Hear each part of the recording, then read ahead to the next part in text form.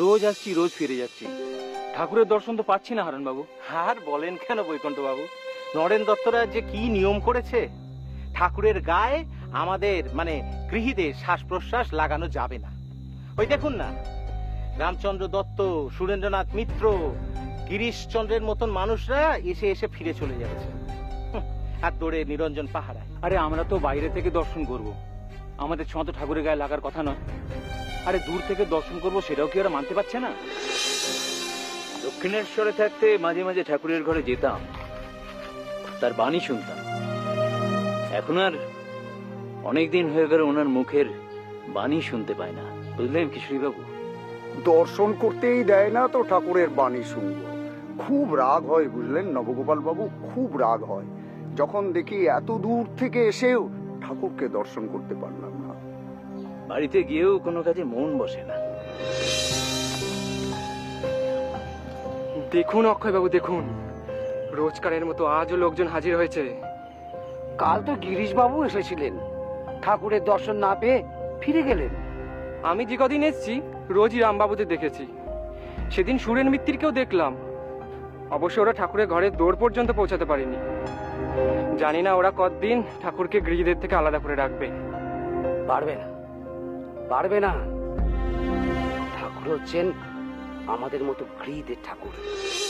ঠাকুর বলেন, সাধু সন্ন্যাসীরা সবকিছু ত্যাগ করে ভগবানের সাধনা করেন, তাতে তাদের কোনো কৃতিত্ব নেই।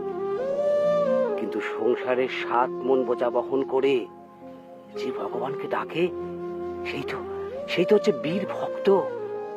তুমি দেখবে ঠাকুর একদিন না একদিন আমাদের কাছে আসবেনি।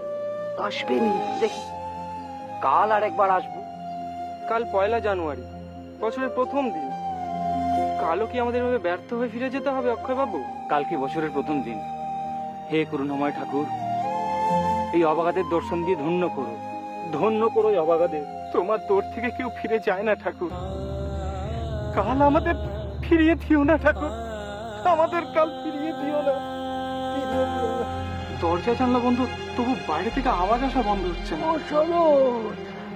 বাইরে থেকে কিসের আওয়াজ আসছে না?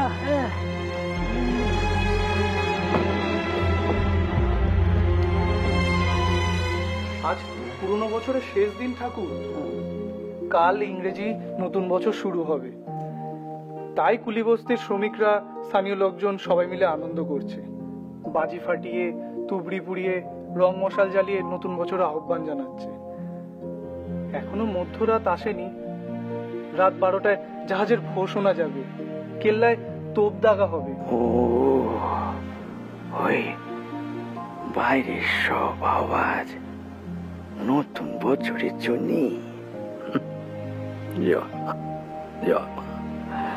এই রাত পোহালে নতুন বছর আসবে। হ্যাঁ ঠাকুর, ইংরেজিতে বলে নিউ ইয়ার। সবাই সবাইকে হ্যাপি নিউ ইয়ার জানাবে। গড়ের মাঠের সাহেবরা মেমদের নিয়ে টমটমে চড়ে হই হই করে ঘুরে বেড়াবে। ঘোড়ার পিঠে চড়ে সেনারা কেল্লার চারধারে ঘোড়দৌড় দেখাবে। আরো অনেক কিছু করে সাহেবরা 1 জানুয়ারিকে স্বাগত জানায়। কাল ইংরেজি বছরের 1 তারিখ। ওই দেখো, লেট হয়েছে।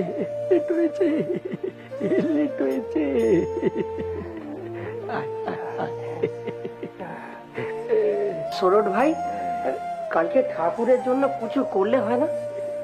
কাল তো ইংরেজি সালের 1 তারিখ আছে না? ঠাকুর কি আমাদের সে সুযোগ করে দিলেন লাটুদা? হঠাৎই ঠাকুরের শরীর অসুস্থ হয়ে গেল।